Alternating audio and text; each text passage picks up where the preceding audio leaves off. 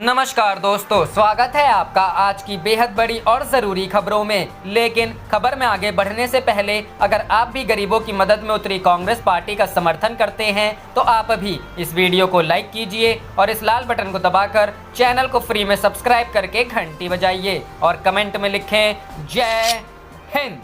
रुख करते हैं पहले खबर की तरफ। सृजन घोटाले को लेकर तेजस्वी फिर हमलावर, बोले 55 घोटालों वाली सरकार बड़ी मछलियों को बचा रही है। जी हां दोस्तों, सृजन घोटाला मामले में सीबीआई की तरफ से चार्जशीट दाखिल किए जाने के बाद बिहार की सियासत एक बार फिर नए सिरे से गर्मा गई है। नेता प्रतिपक्ष तेजस्वी यादव ने आरोप लगाया है कि नीतीश सरकार सृजन घोटाले में बड़ी मछलियों को बचा रही है। तेजस्वी यादव ने कहा है कि 3300 करोड़ रुपए के सृजन घोटालों में आरोपियों को सरकार संरक्षण देती रही। तेजस्वी यादव ने कहा है कि बिहार में कुल 55 घोटाले नीतीश शासन के दौरान हुए हैं। चारा घोटाला केवल 46 करोड़ का था, लेकिन बिहार में जो घोटाले हुए हैं उनमें बड़ी रकम की लूट की गई। सीबीआई ने पूर्व आईएएस अधिकारी केपी रमैया के खिलाफ चार्जशीट किया है, लेकिन सरकार ने चुनाव के बाद केपी रमैया को लैंड ट्रिब्यूनल का अध्यक्ष बनाया था। तेजस्वी यादव आज भोजपुर जा रहे हैं, जहां वह गलवान घाटी में शहीद हुए सपूत चंदन के परिजनों से मुलाकात करेंगे। तेजस्वी यादव ने कहा कि बिहार में हर जगह घोटाला ही घोटाला है। पटना में जल जमाव के हालात बता रहे हैं कि नगर निगम में भी बड़ा घोटाला हुआ है। उत्तर बिहार में लोग बाढ़ के खतरे का सामना कर रहे हैं। जल जमाव के कारण सभी जिला मुख्यालय के लोग परेशान हैं और सरकार ने जल जमाव से निजात के लिए जिस तरह करोड़ों रुपए रहा है उसका कोई नतीजा नहीं निकला। चीनी सेना के साथ झड़प में शहीद हुए भारतीय सपूतों को लेकर तेजस्वी यादव ने कहा कि हमें अपनी सेना पर गर्व है और भारतीय सेना के साथ देश का हर नागरिक खड़ा है। तेजस्वी यादव ने कहा कि वह शहीद चंदन के परिजनों से मुलाकात करने जा रहे हैं।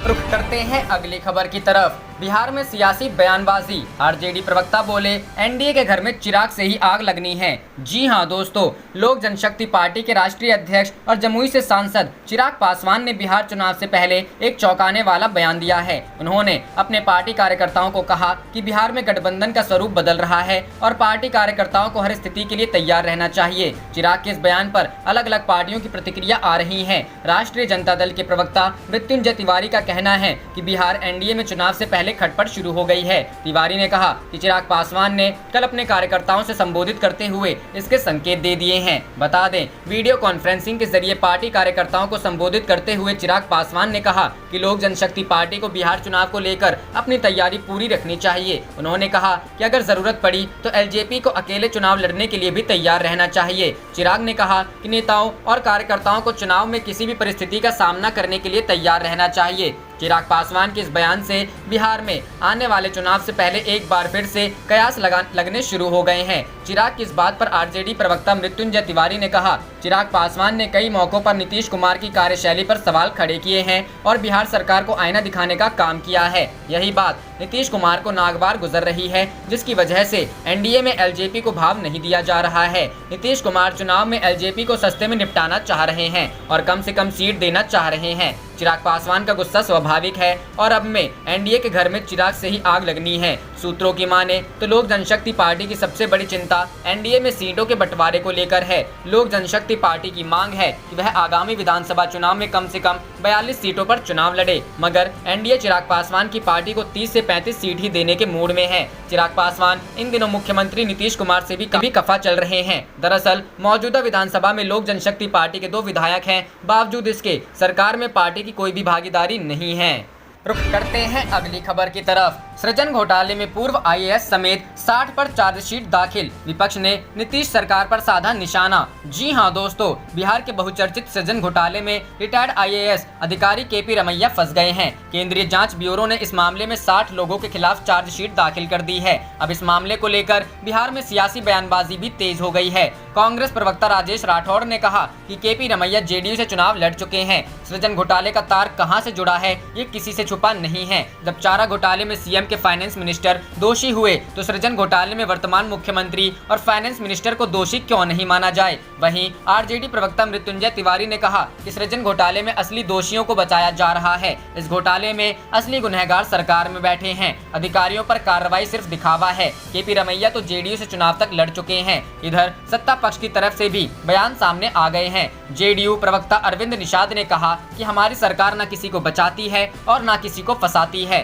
सृजन घोटाले में सीबीआई अपना काम कर रही है। पूर्व में भी कई आईएएस पर कार्रवाई हुई है। विपक्ष के हमले पर बीजेपी प्रवक्ता निखिल आनंद ने कहा कि एनडीए सरकार के 15 साल में विपक्ष को पता चल ही गया होगा कि बिहार सरकार किसी भ्रष्ट या अपराधी को बख्शती नहीं है। कोई भी रसूखदार अगर भ्रष्टाचार या अपराध करेगा तो जेल जाएगा। बिहार सरकार ना तो किसी को बचाती है और ना ही फंसाती है। सीबीआई जांच में और कोर्ट में जो आरोपी होगा उसे सजा जरूर मिलेगी। बता दें यह घोटाला वर्ष 2008 से 2014 के बीच भागलपुर जिले में महिला सुदृढ़ीकरण एवं सशक्तिकरण से जुड़ी सरकारी योजनाओं में अरबों रुपए की राशि की धोखाधड़ी एवं जालसाजी कर फर्जी निकासी से संबंधित है। रुख करते हैं अगली खबर की तरफ। बिहार चुनाव 2 साल के संन्यास के बाद यशवंत सिन्हा ने किया नए मोर्चे का ऐलान। बेहतर बिहार बनाओ के नारे के साथ ठोकेंगे ताल। जी हां दोस्तों, भाजपा के पूर्व नेता यशवंत सिन्हा ने दलगत राजनीति में लौटने का ऐलान किया है। सिन्हा ने कहा कि वह बिहार में एनडीए सरकार को उखाड़ फेंकने के लिए जल्द ही अपनी पार्टी का ऐलान करेंगे, जो इस साल होने वाले बिहार विधानसभा चुनाव लड़ेगी। देश के पूर्व वित्त मंत्री सिन्हा ने यह ऐलान पटना में राष्ट्रमंच नाम के संगठन की बैठक में किया। उन्होंने कहा कि एनडीए को हराकर वे एक बेहतर बिहार बनाना चाहते हैं। यशवंत सिन्हा का यह फैसला काफी चौंकाने वाला है, क्योंकि 2 साल पहले ही उन्होंने दलगत राजनीति से संन्यास के ऐलान के साथ लोकतंत्र बचाने के काम शुरू करने का आह्वान किया था। इसी दौरान उन्होंने भाजपा से इस्तीफा दिया था। रुख करते हैं अगली खबर की तरफ। पेट्रोल डीजल के बढ़ते दामों पर तेज प्रताप ने कसा सरकार पर तंज, दिया ये सुझाव। जी हां दोस्तों, कोरोना महामारी के बीच देश में पेट्रोल डीजल के दामों में बढ़ोतरी का सिलसिला भी जारी है। पेट्रोल डीजल के दामों में हो रहे लगातार बढ़ोतरी को लेकर विपक्ष सरकार पर हमलावर हुआ है। इसी कड़ी में बिहार के पूर्व स्वास्थ्य मंत्री और लालू यादव के बड़े बेटे तेज प्रताप यादव ने सरकार पर तंज कसा है। राजद नेता तेज प्रताप सरकार पर तंज कसते हुए ट्वीट किया। उन्होंने अपने ट्वीट में लिखा कि ऐसा करो साहेब, महंगाई को प्राथमिकता देते हुए पेट्रोल पंप का नाम बदलकर डीजल पंप रख दो। उन्होंने आगे लिखा कि वो क्या है, ना कि पेट्रोल लेते समय भावनाओं को ठेस नहीं पहुंचेगी। बता दें कि कुछ दिनों पहले बिहार में राजद नेताओं ने आज तेल के बढ़ते दामों पर विरोध प्रदर्शन किया था। बिहार के पूर्व उप मुख्यमंत्री तेजस्वी यादव और तेज प्रताप यादव ने राजधानी पटना में तेल की बढ़ती कीमतों के खिलाफ प्रोटेस्ट मार्च निकाला था। गौरतलब है कि देश में पिछले 21 दिन से पेट्रोलियम पदार्थों की कीमतों में बढ़ोतरी का चला आ रहा सिलसिला 22वें दिन यानी रविवार को थम गया है। न्यूज एजेंसी ANI के अनुसार देश की राजधानी दिल्ली में पेट्रोल और डीजल की प्रति लीटर कीमत क्रमशः 80.38 रुपए और 80.40 रुपए पर आकर रुक गई है। बता दें कि पेट्रोल और डीजल की कीमतों में लगातार शनिवार को 21वें दिन वृद्धि हुई। लगातार हुई इस वृद्धि की वजह से देश में पहली बार डीजल का दाम पेट्रोल के दाम से अधिक हुआ था, वो भी तब जब अंतर्राष्ट्रीय बाजार में कच्चे तेल के भाव में नरमी बनी हुई है। रुख करते हैं अगली खबर की तरफ। कांग्रेस का पलटवार, भाजपा के 10 सवालों पर दागे 10 सवाल। जी हां दोस्तों, राजीव गांधी फाउंडेशन को चीन से मिले डोनेशन को लेकर भाजपा के राष्ट्रीय अध्यक्ष JP नड्डा ने सोनिया गांधी से 10 सवाल पूछे थे, जिसके बाद कांग्रेस ने भी पलटवार करते हुए भाजपा के सवालों का जवाब न देते हुए 10 सवाल दाग दिए। साथ ही भाजपा और RSS को मिलने वाली विदेशी फंडिंग पर सवाल उठाए हैं। कांग्रेस भाजपा से चीन की सत्तारूढ़ कम्युनिस्ट पार्टी ऑफ चाइना के साथ बीजेपी और RSS के रिश्तों को लेकर भी सवाल पूछा है। इससे पहले शनिवार को प्रेस कॉन्फ्रेंस में भाजपा अध्यक्ष JP नड्डा ने गांधी परिवार पर जोरदार हमला बोला था और पूछा था कि चीन की तरफ से राजीव गांधी फाउंडेशन को पैसा क्यों दिया गया। JP नड्डा ने कहा कि PNB बैंक घोटाला के आरोपी मेहुल चौकसी से राजीव गांधी फाउंडेशन में पैसा क्यों लिया गया और मेहुल चौकसी को लोन देने में मदद क्यों की गई। अब नड्डा के इन्हीं 10 सवालों पर कांग्रेस ने बीजेपी सवाल दागे हैं। कांग्रेस की ओर से पार्टी के मुख्य प्रवक्ता रणदीप सुरजेवाला ने आरोप भी लगाया कि चीनी घुसपैठ के मुद्दे पर मोदी सरकार की विफलता से ध्यान भटकाने के लिए भाजपा रोजाना कांग्रेस पर आरोप मढ़ रही है। उन्होंने कहा कि दुखद है कि भाजपा अध्यक्ष JP नड्डा राष्ट्रीय सुरक्षा और भूभागीय अखंडता के मुद्दों से ध्यान भटकाने के प्रयासों में अपनी विफलता के चलते अपना राजनीतिक संतुलन खो बैठे हैं। कांग्रेस ने बीजेपी से पूछे ये 10 सवाल। पहला, बीजेपी और चीन की सत्तारूढ़ कम्युनिस्ट पार्टी ऑफ चाइना के बीच कौन से ऐतिहासिक रिश्ते हैं। 30 जनवरी 2007 को बीजेपी के तत्कालीन अध्यक्ष राजनाथ सिंह ने CCP के प्रतिनिधिमंडल के दौरे के समय ऐसा कहा था। इसके बाद राजनाथ सिंह ने 17 अक्टूबर 2008 को CCP के पोलित ब्यूरो के सदस्यों के साथ मीटिंग में इसको दोहराया था। दूसरा, चीन की सत्तारूढ़ कम्युनिस्ट पार्टी ऑफ चाइना के बुलावे पर जनवरी 2009 में राष्ट्रीय स्वयंसेवक संघ चीन क्यों गया था। राजनीति पार्टी नहीं होने के बावजूद RSS को चीन की सत्तारूढ़ कम्युनिस्ट पार्टी ने क्यों बुलाया। उस समय RSS की चीन के साथ हमारे संवेदनशील अरुणाचल प्रदेश और तिब्बत पर क्या चर्चा हुई। तीसरा, चीन की सत्तारूढ़ सीसीपी के बुलावे पर 19 जनवरी 2011 को तत्कालीन भाजपा के अध्यक्ष नितिन गडकरी 5 दिवसीय दौरे पर चीन क्यों गए थे। चौथा, नवंबर 2014 में सीसीपी के द पार्टी स्कूल में एक सप्ताह की लंबी स्टडी के लिए तत्कालीन बीजेपी अध्यक्ष अमित शाह ने विधायकों और सांसदों का एक प्रतिनिधिमंडल चीन क्यों भेजा था। पांचवा, नरेंद्र मोदी ने गुजरात के मुख्यमंत्री रहने के दौरान 4 बार और प्रधानमंत्री बनने के बाद 5 बार चीन का दौरा क्यों किया। इसके अलावा पीएम मोदी ने भारत में चीनी प्रधानमंत्री की 3 बार आवभगत की। क्या नरेंद्र मोदी इकलौते ऐसे पीएम नहीं हैं जिसने 6 साल में चीन के प्रधानमंत्री से 18 बार मुलाकात की। क्या पीएम मोदी की झूला डिप्लोमेसी काम आई।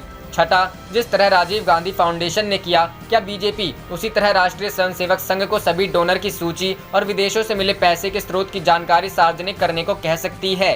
सातवां, जिस तरह राजीव गांधी फाउंडेशन ने किया, क्या बीजेपी उसी तरह विवेकानंद फाउंडेशन और इंडिया फाउंडेशन को सभी डोनर की सूची सार्वजनिक करने के लिए कह सकती है। आठवां, क्या बीजेपी उन डोनर के नामों को सार्वजनिक कर सकती है जिससे उसने चुनावी बॉन्ड के जरिए करोड़ों रुपए लिए। नौवां, क्या ओवरसीज फ्रेंड्स ऑफ बीजेपी को मिलने वाली फंडिंग, कुल पैसा और डोनर के नाम का बीजेपी खुलासा कर सकती है। ओवरसीज फ्रेंड्स ऑफ बीजेपी ने overseas friends of BJP China and Hong Kong से कब और कितना पैसा लिया। राजकुमार नारायण दास उर्फ राजू सबनानी का ओवरसीज फ्रेंड्स ऑफ बीजेपी से क्या कनेक्शन है। और 10वां, क्या बीजेपी और आरएसएस से इंटरनेशनल फाउंडेशन, फंड, कंपनी और संस्थाओं से फंड लिया है। अगर हाँ, तो पिछले 6 साल में बीजेपी और आरएसएस को कितनी इंटरनेशनल फंडिंग मिली।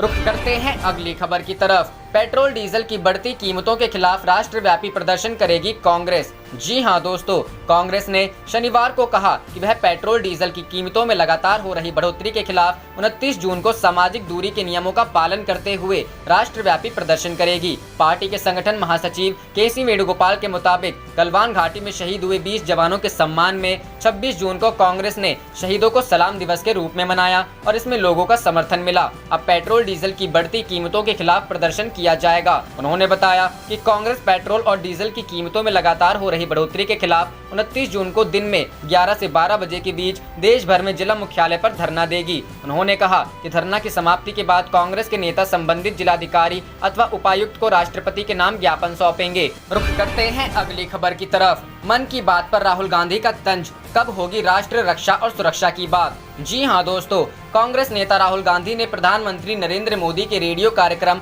मन की बात पर तंज कसा है। एक ट्वीट में राहुल गांधी ने लिखा है कि राष्ट्र रक्षा और सुरक्षा की बात कब होगी। प्रधानमंत्री मोदी ने रविवार को अपने मासिक रेडियो कार्यक्रम मन की बात में देश की जनता को संबोधित किया। कांग्रेस के पूर्व अध्यक्ष राहुल गांधी ने कुछ दिन पहले चीन मुद्दे पर भी ट्वीट कर प्रधानमंत्री से जवाब मांगा था। उन्होंने कहा था कि देश के लोग प्रधानमंत्री से सच सुनना चाहते हैं। देश में लगातार बढ़ रही पेट्रोल और डीजल की कीमतों को लेकर भी उन्होंने केंद्र सरकार को घेरा है। उन्होंने एक ट्वीट में लिखा, मोदी सरकार ने कोरोना महामारी और पेट्रोल डीजल की कीमतें अनलॉक कर दी हैं। बता दें, राहुल गांधी लगातार मोदी सरकार पर सवाल खड़े कर रहे हैं। लद्दाख की गलवान घाटी में चीन से हिंसक झड़प में 20 भारतीय सैनिकों की शहादत पर प्रधानमंत्री नरेंद्र मोदी से लगातार जवाब मांगे जाने के बाद शनिवार को उन्होंने कोरोना वायरस संक्रमण के मामले पर सवाल खड़ा किया। राहुल गांधी ने कहा कि केंद्र सरकार के पास कोरोना से निपटने के लिए कोई योजना नहीं है। राहुल गांधी ने ट्वीट किया, कोरोना वायरस देश के नए हिस्सों में तेजी से फैल रहा है। भारत सरकार के पास इससे निपटने का कोई प्लान नहीं है। प्रधानमंत्री खामोश हैं। उन्होंने महामारी के सामने आत्मसमर्पण और इससे निपटने से इनकार कर दिया है। राहुल गांधी ने कोरोना वायरस के मसले पर मोदी सरकार पर ऐसे समय निशाना साधा जब देश में संक्रमित मरीजों का आंकड़ा भी 5 लाख से ज्यादा हो चुका है। रुख करते हैं अगली खबर की तरफ। प्रियंका ने रोजगार के मुद्दे पर योगी सरकार को घेरा, कहा लोगों की नौकरी जा रही, कट रही सैलरी। जी हां दोस्तों, कांग्रेस महासचिव प्रियंका गांधी ने उत्तर प्रदेश में बेरोजगारी के मुद्दे पर योगी सरकार पर तीखा हमला बोला है। आत्मनिर्भर यूपी रोजगार अभियान को लेकर शनिवार को प्रियंका गांधी ने कहा कि कल यूपी में रोजगार के एक इवेंट की खूब ढोल पीटकर शुरुआत हुई। इस इवेंट में रोजगार की जिन भी श्रेणियों की बात की गई, उनकी ज्यादातर हालत पतली है। कांग्रेस नेता ने फेसबुक पोस्ट कर कहा, स्वरोजगार वाले लोग सरकार से सीधे आर्थिक मदद के अभाव में जबरदस्त संकट में हैं। छोटे और मझोले क्षेत्र के उद्योगों की हालत तो इतनी पतली है कि एक अनुमान के अनुसार 62% एमएसएमई नौकरियों में कटौती और 78% तनख्वाहों में कटौती करेंगे। यूपी में देखें तो चिकन उद्योग, वुडवर्क, पीतल उद्योग, पावर लूम सेक्टर और दरी उद्योग की हालत पतली है। बुंदेलखंड का जिक्र करते हुए प्रियंका गांधी ने कहा कि अभी हाल ही में बुंदेलखंड में बाहर से आए प्रवासी मजदूरों द्वारा आत्महत्या की घटनाएं हमारे सामने हैं।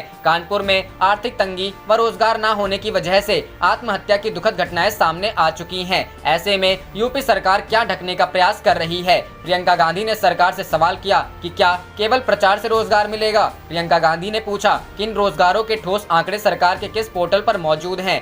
लास्ट टाइम विधानसभा में रखे गए आंकड़ों के अनुसार यूपी में एक साल के अंदर लगभग 12 लाख रजिस्टर्ड बेरोजगार बढ़ गए थे। आखिर सच्चाई क्या है? इसके अलावा कांग्रेस नेता प्रियंका गांधी ने बनारस में सिल्क कारोबार पर संकट के मुद्दों को भी उठाया। आप देख रहे थे आपका अपना चैनल जय हिंद जय भारत।